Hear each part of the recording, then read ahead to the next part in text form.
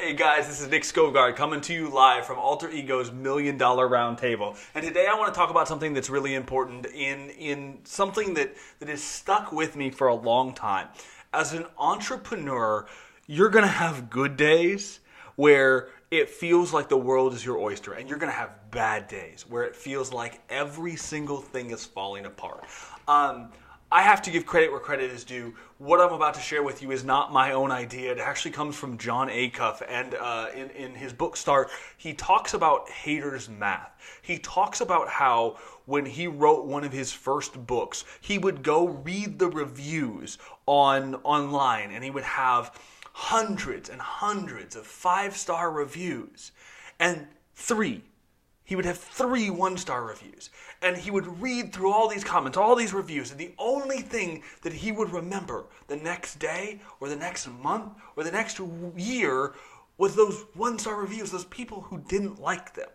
And he talks about this concept of haters math, of 500 reviews that are 5 stars plus 3 reviews that are 1 star equal 3 reviews that are 1 star. And the idea that when it's you, when it's your own thing, that the people who hate on you, the people who project negativity, the people who don't like what it is you're doing are oftentimes the things that you remember the most. It's so easy to lose sight of the wins. It's so easy to lose sight of the victories and focus just on that hater's math. So I want to share with you a personal story about the last week and a half for me has just been mind-numbing. And it's not been bad. It's not even been horrible. The wheels haven't fallen off, but it's felt like that. The kids are going back to school. I lost a client that really was impactful to me, that I really liked working with. Stuff has been more complicated at the office and getting things ready than I had hoped. And then on top of everything else, we're doing this remodel to our kitchen, and it's just a waking nightmare. There's just craziness all over in my life, and it feels like the wheels are coming off. And Monday, I started off my day going to bed Sunday night, not wanting to come to work. Getting up Monday morning, not wanting to come into work. Coming in Monday and just not feeling it. Not feeling my usual level of enthusiasm or excitement. And it dawned on me that I'm not the only person who deals with this. That every single person has a case of the Mondays or a bad day or a bad week. And it's really, really easy to let that slip by. So my question to you is, how do you handle failure? How do you handle disappointment? How do you handle rejection and negativity in your life? And I want to share with you just a couple of things that help get me out of the funk. Number 1, the first thing that I do is I keep a positive attitude. I am excited all day long. If you've been around me, you know that my enthusiasm level is always at a 10. No matter what I'm doing, no matter where I'm going, no matter who I'm talking to, I'm excited. And I'm infectiously, contagiously excited by the people around me who get excited. So if I can find something that I'm passionate about, or I can find something that someone else is passionate about, that enthusiasm catches on with me, and I'm able to push through and fake it till you make it, basically. Able to fake it till I make it through a bad day, or a bad week, or a bad month, whatever it is. I put on the happy face, put on the big boy pants, and I just push. I smile, I have a good day, I refuse to let the things that are bothering me bother me in the moment, and I think that's critically important. Worry is like a rocking chair. It gives you something to do, but it doesn't get you anywhere. So that's one of the tactics that I instantly employ. If you smile, you will intrinsically be happier. If you get around people who are doing something positive with their life, you will instantaneously be happier. If you find something that is meaningful to you, where you can give your time or donate or just be a part of somebody's struggle that has it worse than you, you will instantly make that connection that maybe things aren't so bad. Maybe things aren't so bad. So put on the happy face. That's advice number 1. Number 2, dress up.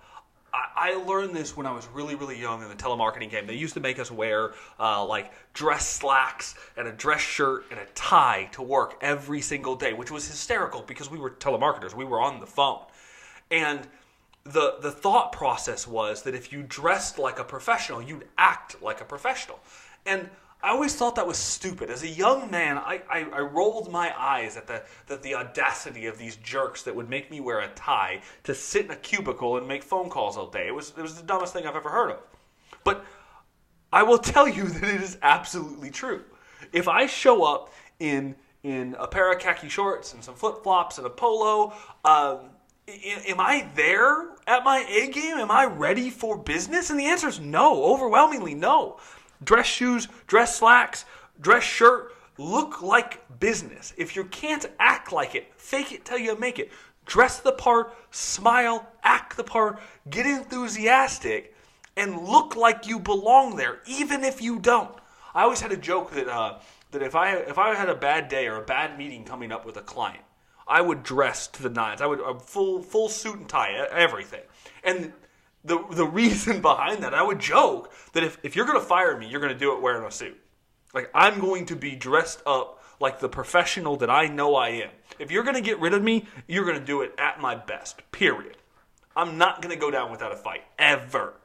So, put on a happy face, dress the part. And then the third thing is, look back at why you're doing what you're doing. If you work at McDonald's and you're the fry guy, yeah, you probably don't like your job. You probably go in sulking on Mondays because you have to get back to it. And that's one of those things. That's one of those things where you just have to get over that. Like, you're just going to have to get over that. There is no way around that. But if you think back to why you're doing what you're doing, why do you work there? Why do you get up and go to work every day? What bills do you have to pay? Who's important in your life that you have to support? For me, the entire world turned a corner. The entire world turned a corner when I got married. Because for me, that moment was the moment I realized that it wasn't just about me. That everything I said or did reflected on someone else. That this woman was going to take my last name. She was going to share in my financial responsibility, in our house payment, in our car payment. And that if I did something stupid, and I went down because of it, she was going with me. And then I went from a single bachelor to being married to having 4 children in a matter of just a couple years. And that is a huge driving force for me. So every time I think about failure, every time I think about what's going wrong, I remember why I do this. And more importantly, I remember what happens if I don't succeed. If I truly fail, if I give up, if I close the doors here and go back and get a 9-to-5 job, earning half what I'm making right now, what is that going to cost my family? That's family vacations. That's the cars that we drive. That's the house that we live in. That's the luxury that we have to be able to afford the food that we want and going out to eat and birthday parties and things for the kids. That's important to me. Taking care of my family is a driving factor. So why do you do what you do? Smile, fake it till you make it. Dress the part. And then number 3, remember why you do what you do. And even if you don't love what you do, and I do this because I love this. This is my passion. This is what I get excited about. I understand that even if I don't love what I do, that I love the people in my life who are counting on me to be a provider. The future me who's counting on me to build a foundation for that family or for this career or for this business. Now I have employees. If I go out of business tomorrow, they have to go find new jobs. So all of these people are putting that pressure on me that I have to succeed. I'm not allowed to fail. That is not an option. I take it off the table and I figure out what I have to do to fix the problem right now. So you put on the happy face, you smile, you dress the part. If you don't feel the part, at least dress the part. Number 3, remember why you do what you do. And number 4, this is critical. If you don't have written goals, Stop what you're doing right now. Stop watching this video. Sit down and come up with your goals. What do you want to do before this year is over? What do you want to do before next year is over? And where do you want to be 5 years from now? What about your life do you want to be different? Your career aspirations, your love life, your travel plans, I don't care what it is. Your goals need to be specific, they need to be measurable, and they need to have a deadline. If you don't have big goals, then you have no reason to go earn big money. You have no reason to push for big success. Mediocre is always going to be okay. If your goal is a PBR on Friday night with your friends at the corner bar, living in the same trailer that you've always lived in, driving the same old jalopy car that you've always had with 67 cents in your savings account, then you're never going to have the motivation to get where you need to be. If you say, I want to visit 3 countries by the time I'm 40, I want to travel the world. I want to save $50,000 to put my kids through college. I want to be 100% zero debt free in the next 5 years. If you have these kind of goals and not wishy-washy, half-hearted, kind of know what you want to do, specific. I want to travel to Rome. I want to see the Eiffel Tower. I want to have a building, an office building. That was a goal of mine. I wanted to have my own office building, and I wanted to have it by a specific date. I spent a year trying to put together that transaction, and it's not groundbreaking. It doesn't change the whole world, but it was important to me. If you don't have those specific goals that you can go revisit, you're missing one of the single most important forms of motivation that you can ever have. I used to know a gentleman that I used to work for, very well off. His dad owned the business before he did, and I remember him talking about this dream board. He had this dream board that was hung up in his closet of all of these things he wanted to accomplish, all of these financial goals, all of these travel goals, all these retirement goals, and it was in his closet. So every morning when he woke up and opened up his closet to find his dress shirt, he was looking at that board, remembering, I'm running out of time. I'm running out of time. I've only got 6 months left. I've only got 3 years left. I've only got this left. And he was looking at those, staring down the barrel of them, and forced to make the assumption that he was either going to make those goals, and today was going to be a day where he did something to take a step forward, or he was going to let those fall by the wayside and feel that regret. And that right there is an extremely powerful factor. If you don't have your written goals, and if you don't have somebody in your life that you can trust to share those goals with, who will hold you accountable, stop what you're doing and go find them. Man, if you're in a funk, I don't care. Take the day off, call in sick, whatever you have to do. Write down these goals. Write down what you're passionate about, what you want to do with your life, and have something concrete. If you say, I want to be an astronaut, that's a fail. Right there, hands down, you're going to fail. You will never be an astronaut.